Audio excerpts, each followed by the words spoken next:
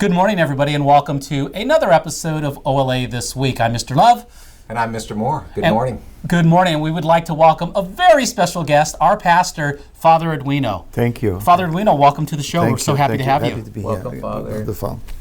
Great. Well, so, Father, how has the year at OLA Parish gone, and how do you feel like the school year has gone?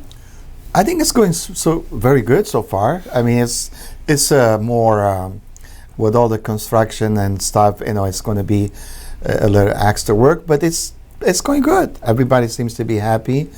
We have a wonderful school, great kids, and just going good. Great. Father, I wanted to thank you. Your last couple homilies that we've had, our masses on Thursday, your homilies have focused on our goals and our theme this year. So thank you very much. They've been wonderful. As a matter of fact, this Sunday, I will be doing the same because I'm just going to go home and write down something into bulletin, and I'm going to mention that because that's what Jesus is telling us this coming Sunday. Absolutely.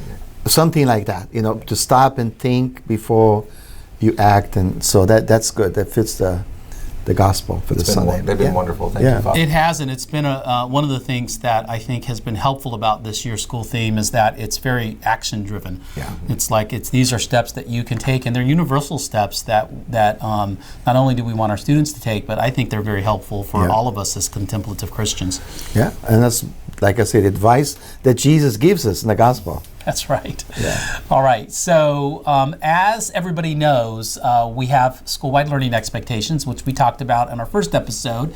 And we also have a program called Education and Virtue. And this week, those two things tie together. So our SLE this week is Grow in Virtue, Mr. Moore. That's right. And it just so happens that our first virtue this week, so every week as a school, we're going to be unpacking a school-wide learning expectation. That's right. And next to that, we're going to be unpacking a virtue. Absolutely. And so just happens to be by a coincidence that they go together this week. And so the virtue that we have this week is good counsel. And I just want to read from the handbook what good counsel means. This is the virtue in education explanation. So it says that good counsel means seeking advice from a reasonable person. And there's an opposing trait for every virtue. And so like if we are doing the opposite, this is what that would look like. Seeking advice from those who agree with you, asking moral advice from people who do not share your moral values. Right. And then there's a way to cultivate the virtue. Mm-hmm. And what they say is the way that you cultivate the virtue of good counsel is to seek advice from trustworthy people. Absolutely.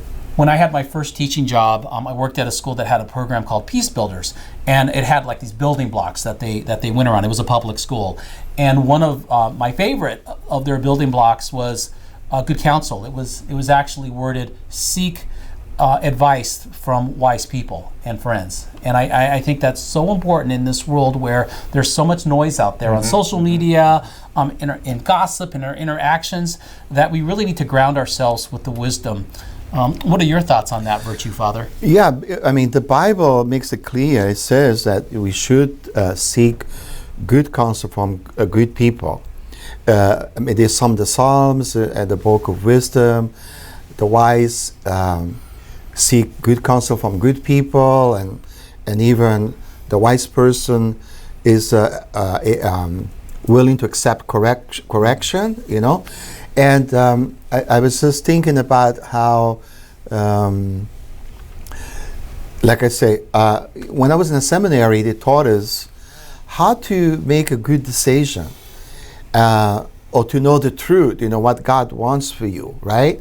And they would say that not only we read the scriptures, of course, that's the primary source of our faith, but also we look at the lives of the saints, how they lived, and how we listen to also what the sciences say, you know, because the sciences, if they're true science, they speak, reveal the secrets of God. But also and to listen to the wisdom of the church, because the church.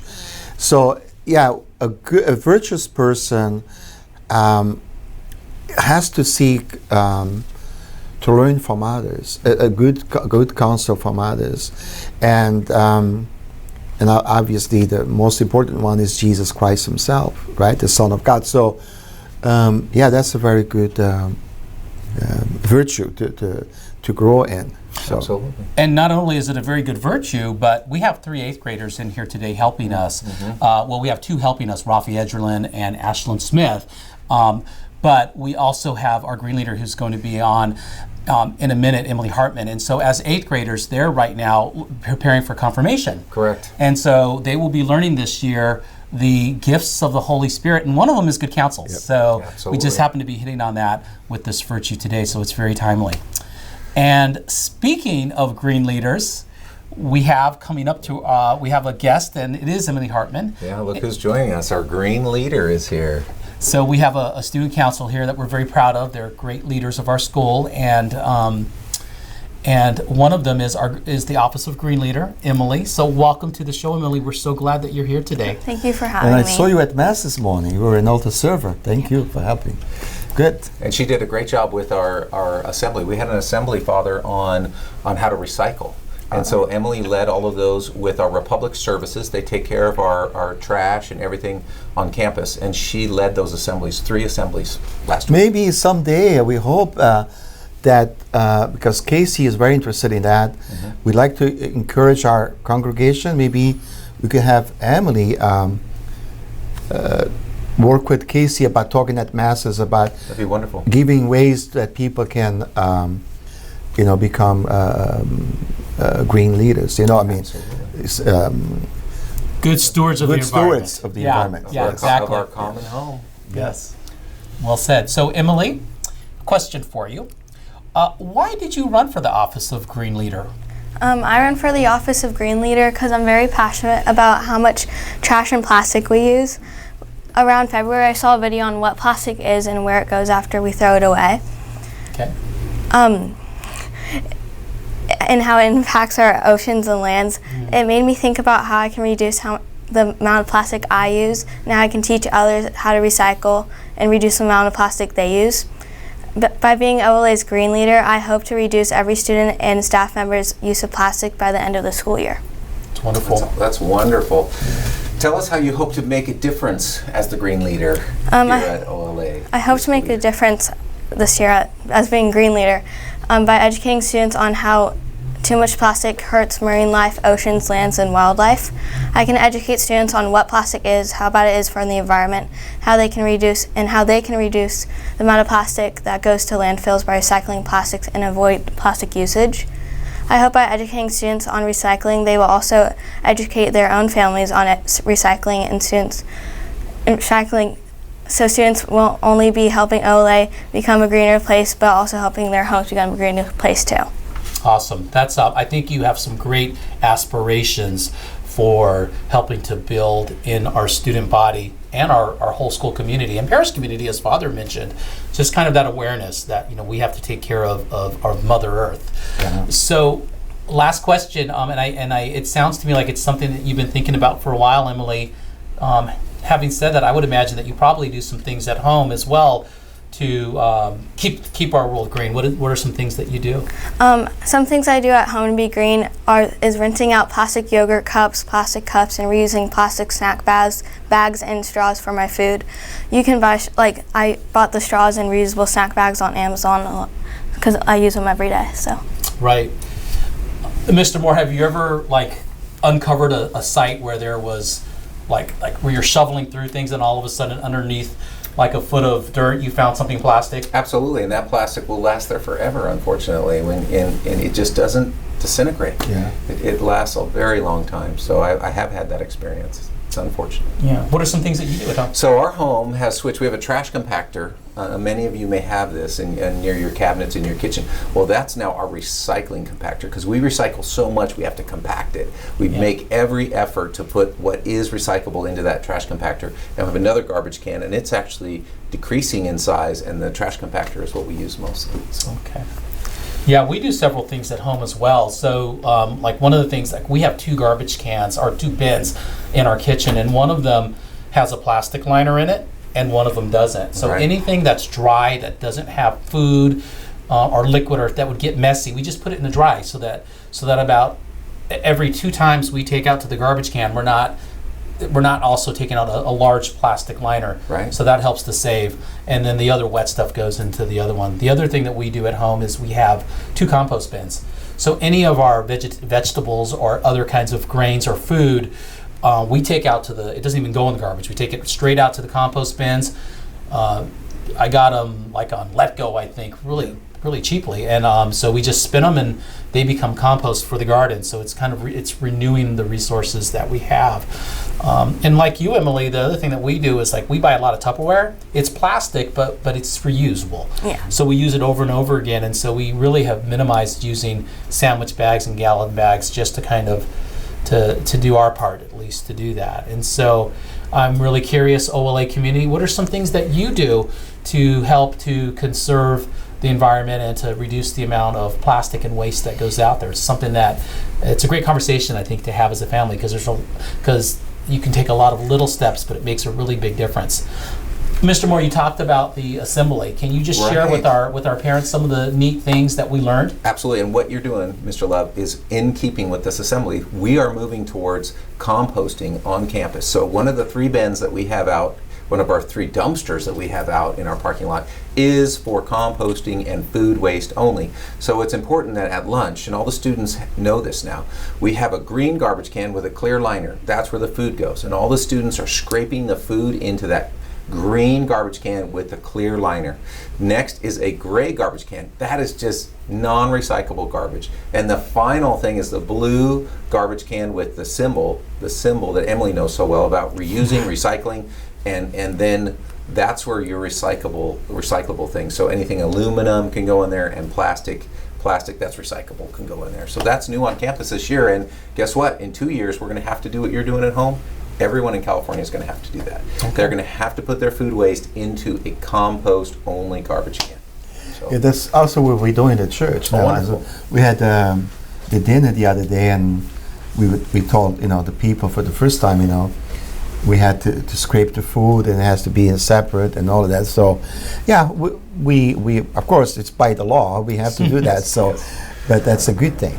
Yes, Father. Yeah. It's like putting on a safety belt, a seat belt in the car. It's like, when that law first came into place, years before our students were even born, probably, it was like an extra step that we had to take, but you just get used to it. That's right. Yeah. That's you right. just do it.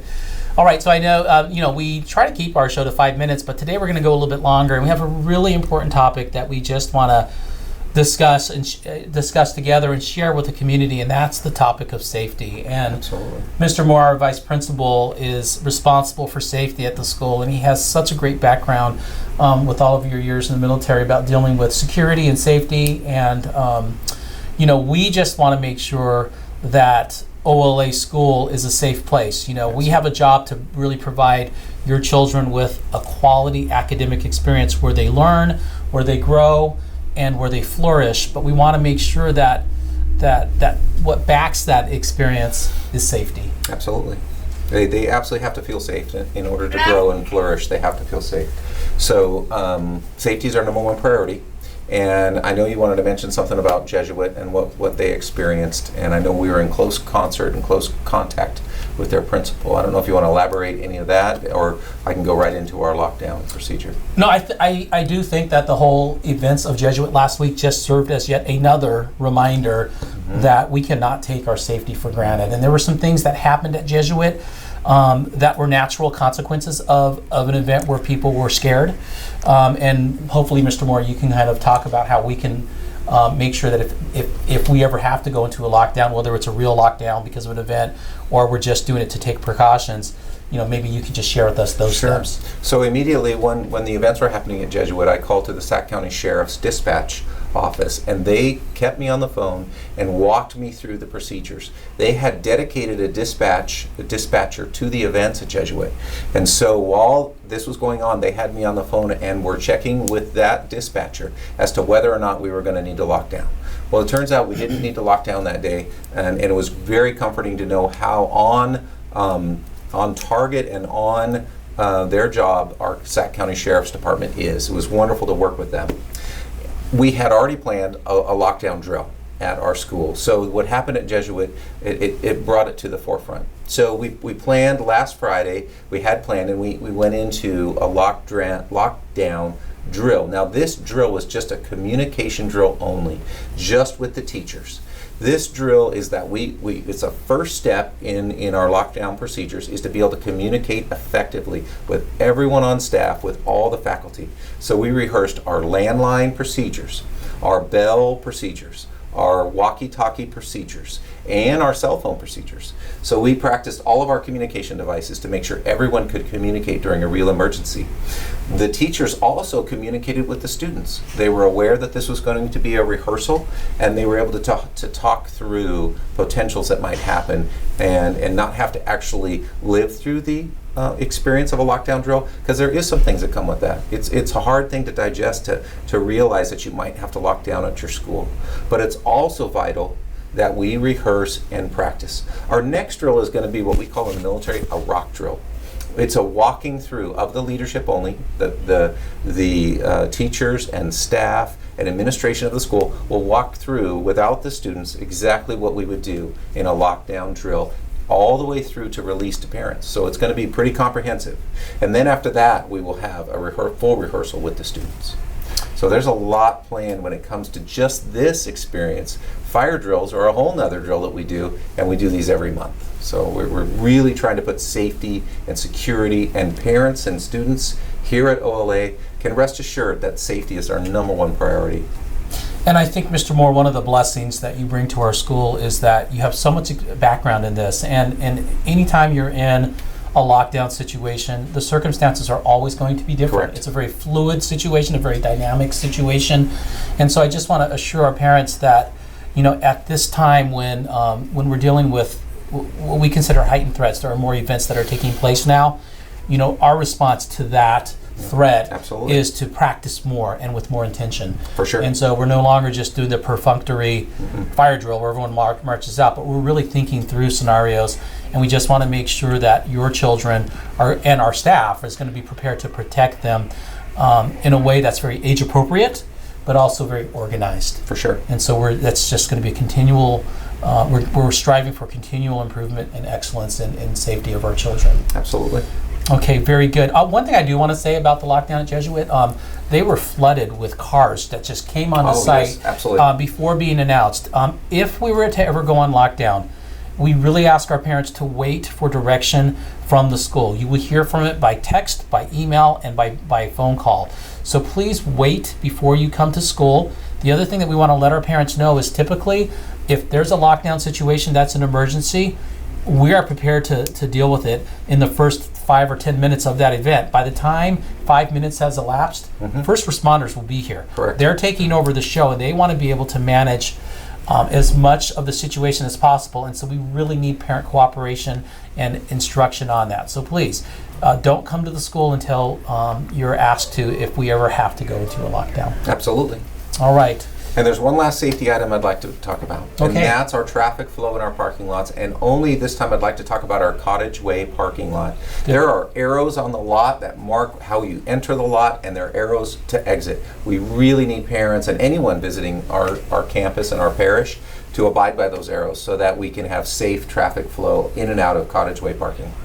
That's a really good point. So what's happening is people are coming into that parking lot, they're backing out of their parking spaces, and they're going against the arrows and against incoming traffic. Right. There's one way to enter that parking lot, and there's one way to exit it, and we really need to follow those arrows. Unfortunately, what that might mean, because we lost a whole space of parking spaces, you may have to rotate around the complete parking spot one time to get a space, but please exercise patience so that our parking lot can be as safe as possible. We really appreciate that. All right. All right. Well, thank you, Mr. Moore, for covering Thank safety. you. And we just want to thank today all of our guests who were on the show. Emily Hartman, our Green Leader, job, and Emily. Father Edwino, our beloved pastor. Thank you so much for being on the show today. Thank you. And I'd like to recognize our producer, Mrs. Blansfield. Thank you again. And our student producers today, Rafi Edralin and Ashlyn Smith. Good job. That would be our intrepid producers. wouldn't it? Intrepid, I think we know.